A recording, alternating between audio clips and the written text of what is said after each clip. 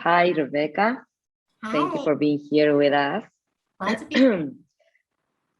So, I love the place you're at. It looks wonderful. My startup garage. So, we're looking forward to talk with you about career pivots and how to own our journeys. So, um, let's begin with you and your own experience. How did you pivot from your corporate job to starting your company? Yeah, so my corporate job, I was at Zillow for 15 years. I was started as a product manager, grew into executive roles there, vice president of product and vice president of community and culture, and was quite happy in those roles too. So I didn't actually set out to say, I want to start a company and leave. I had actually written the book that that Hunter mentioned in the intro, Blaze Your Own Trail, which is this kind of choose your own adventure exploration of the different decisions and pathways that women take through our personal and professional lives. And that was a project in itself. I wasn't planning to do anything with it, but after I'd signed with my publisher, and I kind of just started playing around with what I thought was going to be a really cool interactive book website. And I just had a lot of ideas from there. So I just started thinking about the power of seeing what other people's real journeys look like. So not the picture perfect or the highlight reels that you would see on like LinkedIn or resumes or on social media. But being able to see what people really go through and the power of realizing that, you're not alone in the different twists and turns in your journey, but also the power of really owning your story and all of the different pieces of it, and not just like the cleanly compartmentalized parts that the world asks us to fit into, right? And so OwnTrail started with just that, with women. We were centered on women to begin with. We're all genders now, but women being able to really authentically and holistically share what they've experienced across their personal and professional lives that's brought them to where they are today, and then also where they want to go from here. And then what has developed since then, it's really grown into a platform where, that as the foundation, people sharing their trails, but then being able to ask for help along that journey and get both help from the software, but also the supportive community to achieve their next milestones in life. And so it's a very action-oriented kind of a platform now. We kind of think of like an operating system for your life, like how are you getting to that next milestone? And so that's kind of how it started, and it has somewhat evolved since then. It's really interesting. Our next question, I love our next question. I really want to hear what you're going to tell us. How has motherhood influenced your journey? Yeah, I love that question too. Thank you. Because it is, I think a lot, through OwnTrail, but just kind of in general about like, what are the things we experience in our lives that make us really good at our jobs, but that you wouldn't see on a resume? And for me, motherhood is like the top answer to that. I have two kids. They're actually, the younger one turned 9 yesterday. The older one's 11, two boys. And I really feel like I hit an inflection point in my career when I had them, in terms of like, obviously, like introducing, motherhood into a working life is like, there's some transitions there. And there's, especially, I live in the US where we have a crappy maternity leave system and you go back before you should and everything. So I'm not saying it's all smooth, but what happened is it really put things in perspective for me. And I think that made me both less stressed by my job, essentially, which lets you make more clear-headed decisions. But I think it also made me more compassionate and more, I think, just a better leader, being able to really think empathetically and about different people's experiences. And there's a lot of transformations that happened to me, at least, and a lot of people I've talked to when they became parents. And so I think both from a leadership, but also just being able to handle really complex and overwhelming things without getting overwhelmed by them. And realizing what things you can control and which ones you can't. Like, those all really, I think, stem from motherhood for me. That's great. Yeah, you got so many skills, like being a mother with all the challenges it presents, that I think you're ready for everything. Yeah, and I think it's So really nice to have like the different aspects of your life too, like you're saying, I'm not just a mother, I'm not just a CEO, I'm not just in anything, I think I really appreciate people embracing the multifaceted aspects of who they are and what their lives entail. Yeah. definitely. So how did writing your book inspire you to start OwnTrail? Yeah, I mean, I mentioned the kind of the logical Yes, there, yes, like yes, but the book leading to OwnTrail. I think, the thing that inspired the book and inspired OwnTrail ultimately was really, I've had a lot of different conversations over the years, as a friend, as a mentor in different leadership roles. I'm kind of the person that says yes to random coffee chats all the time. And there was this, there's this theme that I kept hearing. Two themes. One is like people kind of more early in their careers or sometimes further along that are feeling like, okay, I'm supposed to know exactly where I'm going. I'm supposed to know how I'm going to get there. I don't want to get it wrong. It's going to be like a clean path from point A to point B. And it's not true, right? But like there's this kind of misconception about that. And it can be really stressful because then you feel like you are getting it wrong. And you feel like you look around and you feel like, oh, everyone else is on these clean, linear, perfect paths because that's what you see. And I'm not, and I'm screwing up. And so this idea of like there being a right path was something that I really wanted to speak out against. And, there is no one right path. And if you look at one kind of accomplished thing, like if you were to say like, okay, here's a published author, or here's a CEO, or here, like different maybe like roles you might want to end up in. If you look at all the different journeys of people that have gotten there, they're all completely different. There's not like a formula to get there. And then there's also this, this kind of phenomenon that I've seen also a lot with people kind of mid to later in their career, sometimes earlier, it happens at different points, but it's that like, you've been following all the steps you thought you were supposed to be on. So maybe you had that idea of the linear path and you've been following it, and maybe it even worked to some extent. And then you look around one day and you're like, okay, I did everything I was supposed to do. I've checked off all these things I wanted to check off, and I don't feel fulfilled. I don't feel satisfied. And I think we see that a lot right now, when you talk about like the great resignation or the quiet quitting or all these different kind of workplace trends. I think a lot of it's fueled by like looking around and realizing I'm not satisfied, I'm not fulfilled, I'm not living to my values. And that's this feeling of either like I feel stuck because of that, or I feel motivated to make a transition because of that. And so I think the combination of those scenarios of this belief in the one right path and the desire to make a pivot based on your values are really what informed both the book, but then also OwnTrail is really solving for those needs. that's wonderful. I'm glad you could build more on that because it's great. So speaking about pivots, what other pivots in your life have led you to where you are now? Yes. The power of the pivot. I've had a lot of them. Since I was at Zillow for 15 years, I think a lot of them occurred within that time, but you can still have really major pivots within a company as well. And then obviously the pivot I talked about from going from that corporate career to OwnTrail. But,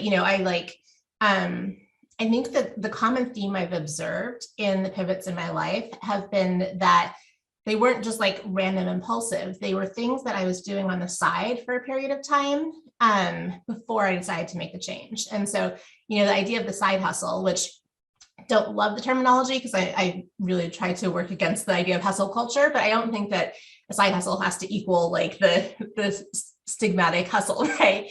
But it's really about like, it's about not having to be one thing at any given time. So like, for example, when I was working on a lot of I was at Zillow working on a lot of the listing and consumer features there. And I got interested in what had just come out was the iPhone. And I was really interested in what that could mean. And so with a group of developers, we just kind of started working on a Zillow iPhone app on the side. And we worked on that for about a year. And then it launched and it was a huge success. And so I ended up making a pivot there from all the things I was working on to being the first product leader on all of our mobile apps. So that was like, I was positioned for that. It was really exciting, but I was well positioned for it because I'd been doing it on the side.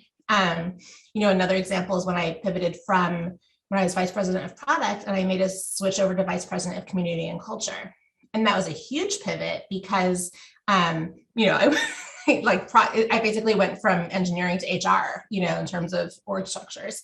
But it wasn't out of nowhere. I'd spent about 3 or 4 years at that point doing side projects that were really focused on like, how do we create social impact out of the products we're building, doing some side things around like housing stability, doing things around like, how do we get more diversity into our tech org, and how do we create opportunities for people that didn't have them, and how do we maintain and grow a really amazing culture while it was organic to begin with. And so these were all things that I was tinkering with, starting initiatives in, bringing people together around, and not with the goal of changing. Like, it wasn't like, oh, if I do this for long enough, I can make this switch. I didn't have that in mind at all. It was just like things I was passionate about. And then I kind of had the aha moment. Most of my vids are around an aha moment eventually. But I realized like, oh, when my friends ask me about what's cool at work, I'm talking about all my side projects. Like, that's clearly where my passion is. And so, so that's when I realized, okay, I want to make the case for starting this new org within the company, and me leading it, and me moving away from, what I had been doing with leading these, at that point I was leading all the product teams that were responsible for the revenue of the company. So it was a really like some big things I had to convince people of to get that done, but because of laying that groundwork, I had both convinced myself and others that this was a smart pivot and that I was the right person to do it. And so I'll kind of zoom out to take that rambling of my own story and kind of give some concrete advice to other people that might be thinking about a pivot there, which is, the side project piece that I talked about, like what things interest you and how might you dabble in them on the side. And, sometimes in addition to your role, sometimes you can carve out time, it really depends on company culture for those things. But I like to think about this kind of framework when I think about pivots, or just even like, where do I go next? There's no one right path, right? So the possibilities are infinite. Where do I go? And I think a framework that's helpful is really examining what you're passionate about. So like, what gives you energy as opposed to sucking your energy out, like, what are you excited to be doing? So like looking at those passions, then looking at your skills. And I don't mean just like what degree you have or what job titles you've had, right? But like, what are those kind of transferable skills? What are you good at? Maybe you're really great at like bringing people together and motivating them. Maybe you're really great at like analyzing data and pulling information out of that. Maybe you're really great at, coming up with really creative solutions to complex problems. Like, there's all these kind of inherent skills that you can bring with you in any job. And so looking at what those are, so your skills, your passions, and then the third piece is really, where are you needed? And sometimes where you're needed is advertised, right? Sometimes there's a job description, or there's someone saying, I need somebody to do this, and you can raise your hand for it. And sometimes where you're needed is not so clear, like it's you observing a problem that needs to be solved and realizing that nobody is solving that. And that kind of need can oftentimes lead to entrepreneurism, or starting new initiatives within a company, or things like that. But I think when you triangulate those three of skills, passions, and opportunity, then there's still not one right path, right? But it can kind of directionally tell you where you might want to be looking. And that can lead to some really interesting pivots and next steps. Wow, those tips were wonderful.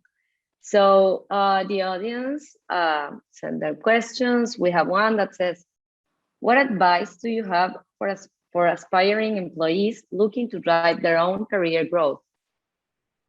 It's a great question. I would first say all employees should be looking to drive their own career growth, because no matter what company you're in, and how much like career growth programming they have, or how great your manager is, like nobody's going to be a mind reader about what you want to do, and nobody's going to advocate for yourself as much as you can, right? So I really believe that no matter what, like we are all really responsible for driving that career growth. So first, just recognizing that.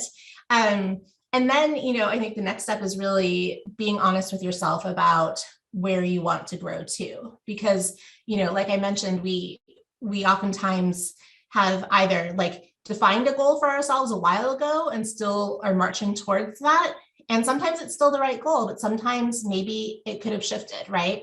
Or, we've been told that like well, your goal should be the next step on this ladder, and the ladder is clearly defined in this way, right? And so, and sometimes that is what you really want to be doing. But what I've learned from a lot of different people's trails, and interacting with a lot of people in the OwnTrail community, is that oftentimes when you really revisit authentically where you're at right now in your life, what your passions and skills are, what kind of attributes are important to your life, whether it be things like work-life balance or, the dynamics around you, or there's so many different factors there that oftentimes where you thought you were trying to get to and where you actually really want to be pointed at can be either slightly different or significantly different. So that's kind of the next step is like step one, recognize that you need to be owning it. Step two, really do some honest thinking about where you want to go.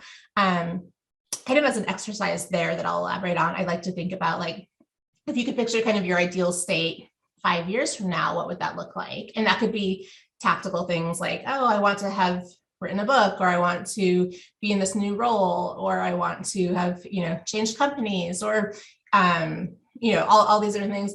And then, what could be the steps to get you there. And also it can be things like, I want to feel less self-doubt, or I want to feel more confident, or I want to feel more in control of my time, or, there's kind of the soft things that are really important within your career and your life as well. So, so really naming and visualizing some of that. And then, I think it's really putting it out there into the world, right? Because, like I mentioned, no one's a mind reader. So there's a lot of people that can open doors for you. It might be your direct manager, and it could be other people that happen to be in rooms that could speak your name, or that could, let you know about opportunities they hear of. And so I would say put those aspirations out into the world to anyone that will listen. And it both lets other people know that they can be advocating for you, being a sponsor. But it's also that, not to be too hippy dippy here, because there's some privilege involved in manifestation as well. But like the idea of like, if you're really visualizing something and speaking it into existence, then you're more likely to make that happen. On OwnTrail, people share aspirational milestones on their trails. And I think that's really powerful because it puts it out into the world in this broad way.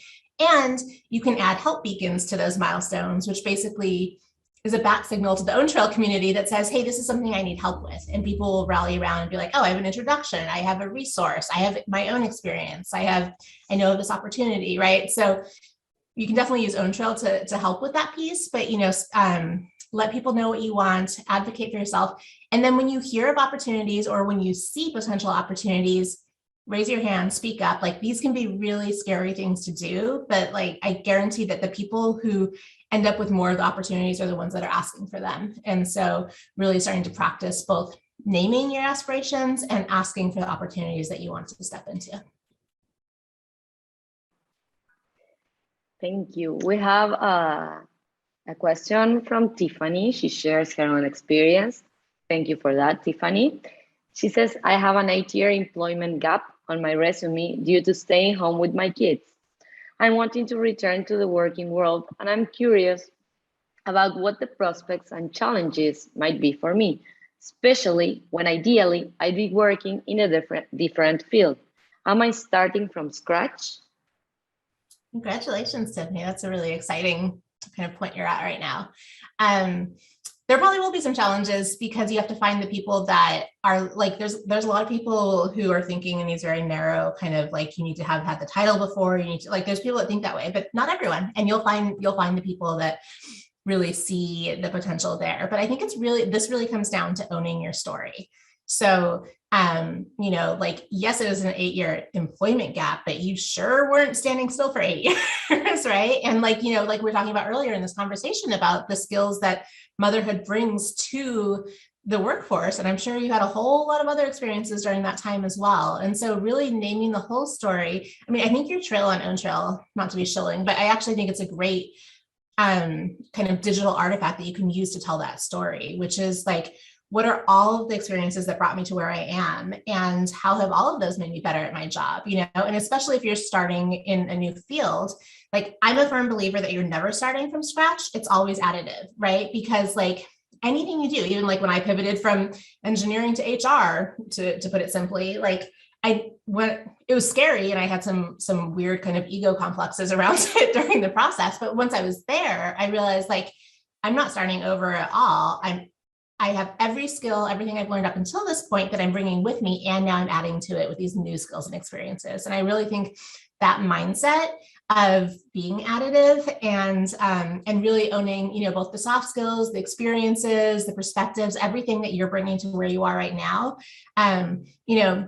I think applying to and interviewing for jobs with the right hiring managers, because again, there's going to be some jerks out there, but like it's largely around storytelling. I mean, I'm in a different storytelling hell, which is fundraising, but it's the same kind of thing where like the story you tell and the energy and the optimism and the confidence that you bring to that story is going to convince people even more than like, the lines on a resume. And so spending time to reflect on that and build yourself up with that confidence and that excitement, and that will rub off on other people as well. Great. So moving on, we have Leah's comment and question. Leah says, I love what you said about there being so many different facets to us and trying to think more holistically. I find that I am interested in a lot of different things and have taken on lots of different side projects in many areas. So what advice would you give on focusing in on a certain area or position when trying to make a career pivot?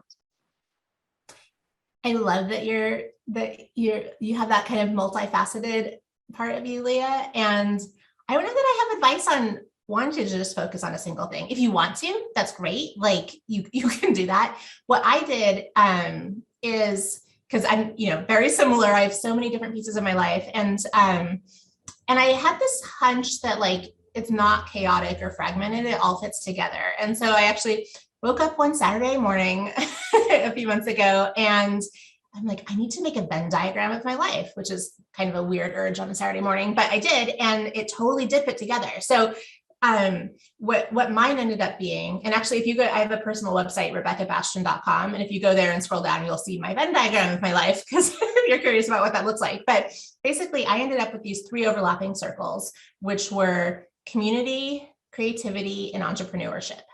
And all the different pieces of my life fit into these 3 circles. I have communities I've built and that I'm part of, and friends and family, like those are all there. I have so many different creative outlets, aerial acrobatics, writing, visual art, all these things I do. And then, investing, advising, building startups is all kind of in the entrepreneurship category. And the cool thing for me that I feel very lucky for, but it's not a requirement, but it was kind of a cool realization, was that OwnTrail, what I'm building, was smack in the center of all 3. And I'm like, oh, that's pretty nice, But what that showed me, or, at least let me explain better to others, because I already kind of had this hunch, was that it's not all distracted, fragmented, different things I'm working on, like, oh, another project. It's like, these all feed into each other. And when I'm focused on something creative, that opens up creativity for other aspects. Or when I'm, working with communities, that creates connections for other things. And, they all really feed into each other. And in a really, even though it's all like so many different things, there is this kind of holistic combination of them that I find really satisfying. And when I explained it that way, then other people were like, oh yeah, like I could kind of categorize my life in that way too. So there's actually, like, I've done some OwnTrail workshops around this now and are planning to do more, but I think looking at how those things complement each other, and you might still decide that you want to just focus on one, or like, you can certainly have one be the primary thing. Like for me, OwnTrail is my primary thing. It's in the center, but there's all the other ones too. And, so it's up to you. You can do as many or as little things as you want, and that can change over time too, based on, what's giving you energy at the time.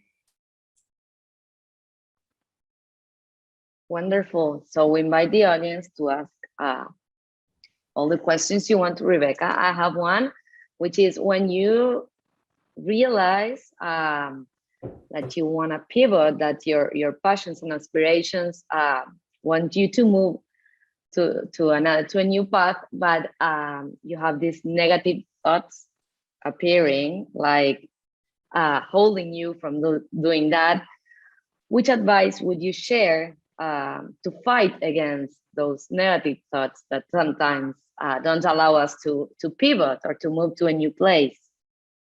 Yeah. So I guess for me, the two kind of like, negative thoughts, or at least, questionable thoughts, that categories that I've had during pivots are, one is really kind of based on ego. So like I was really excited to move into like create this community and culture role for myself, and managed to convince everyone up the chain to let me do that. And then I started freaking out and feeling like, wait a minute, I'm a woman in product. I'm a woman in engineering. Like all these labels that had been put on me over the years, which I had actually kind of laughed at the time, I realized I'd really internalized. And I actually went so far as to emailing everyone and being like, you know what? I'm a product person. I don't think this is the right decision for me. And which fortunately they were, like the CEO and the COO were like, it was like a Friday afternoon that I sent them that. And I'd been at this product conference all week and everyone's like, oh, what cool product stuff you're doing. And I'm like, wait a minute, that's who I am. So fortunately they were like, okay, let's talk on Monday and see, and tell me more about that. And I ended up like, getting myself off the ledge there and moving forward. And what I realized when I got past the ego part of it was that on the other side, it was still me. I still had all the skills. I still had all the experiences. I still had all of the, I still was a woman in product, even if that wasn't my primary title at the time, but also I don't need that label. And so like the ego part is one kind of thought pattern that can hold you back. And I think like recognizing that you are you, regardless of the titles that have been put on you, right? And pushing through that. The other kind of thought pattern is fear, right? Like it can be really scary to take major risks, and pivots often equal big risks. And for that one, I think there's realizing that there's different kinds of risks, first of all. So there's like the kind of risk, like if you're going to skydive out of a plane, there's a risk that it could go wrong and you could die. Like that's a really big risk that you probably want to evaluate. I'm not saying not to skydive, just, that's something to think about. But that's not what taking a career pivot kind of risk is. Like most career pivots, unless you're going into like being a stunt person, are not going to be life-threatening. So you can kind of take that part off the table. Then there's the risk of like financial risk. And that's something that you should definitely do math around and evaluate. Like for me, I was like, okay, how much savings do we have? How long could we afford to live with no salary or a small salary? How long until I have to fundraise? When would we know that it wasn't working? So like, I talked to my husband, who also, he's a small business owner, so we have kind of compounding risk there, but calculating financially, and then you can put kind of safeguards into place of what you're able to do or when you have to make a change or whatever. And then the third kind of risk is, looking stupid if you fail kind of thing, like that can be scary. And that's one that I say push through, because most people aren't judging you in the way that you're judging yourself or even noticing those things. But also like the more you fail, and I've done plenty of that, the more you realize that it's not that terrifying. You pick yourself up, you learn from things, you move on. No one's really judging you that harshly usually. Like, there's things like that, especially if you fail at like trying to, build something new or start something new, like most people do. Like it's okay. Like we all support and respect that. So, calculating the financial risk, pushing yourself through the what other people are going to think of me risk, and being careful not to do life-threatening things, I guess would be the ways of pushing through like the fear kind of thoughts. Well, thank you very much. Thank you, Rebekah, for everything you told us, everything we learned. Thank you for the audience for participating with their experiences and questions. So that's it. Thank you very, very much for being here with us and sharing your time and experience. Thank you so much for having me. It's great to be here.